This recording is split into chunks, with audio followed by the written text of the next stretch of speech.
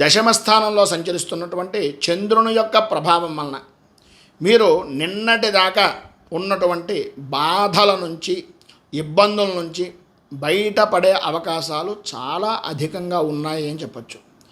వృత్తిపరంగా కానీ, వ్యాపారపరంగా కానీ, ఉద్యోగపరంగా కానీ అన్ని రంగాల వారికి కూడా లాభదాయకంగా ఉండే సమయంగా ఈరోజు చెప్పుకోవచ్చు.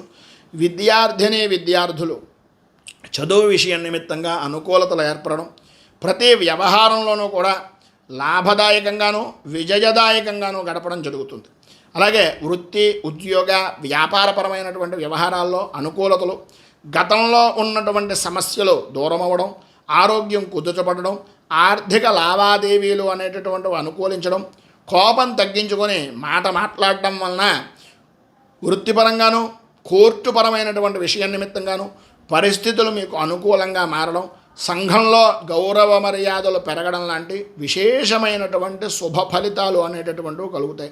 అనుకూలతలు ఏర్పడతాయి. ఆర్థికంగా బాగుంది, నరఘోష తగ్గుతుంది, అన్ని విధాల అభివృద్ధిని సాధిస్తారు. మీ ఎదుగుదల చూసి ఓర్వలేని వ్యక్తుల నుంచి రక్షించుకోవడానికి, పైన ఉదహరించినటువంటి సమస్త శుభ ఫలితాలను మీరు పొందడానికి శ్రీ షష్ఠీదేవి స్తోత్రాన్ని పారాయణ చేయడం, సుబ్రహ్మణ్య దేవాలయాన్ని దర్శించుకోవడం, లేదా రావి చెట్టు, వేప చెట్టు కలిసి ఉన్నటువంటి ప్రదేశంలో ప్రదక్షిణాదులు చేయడం వలన మరింత శుభ ఫలితాలను మీరు పొందుతారు అని తెలియజేస్తూ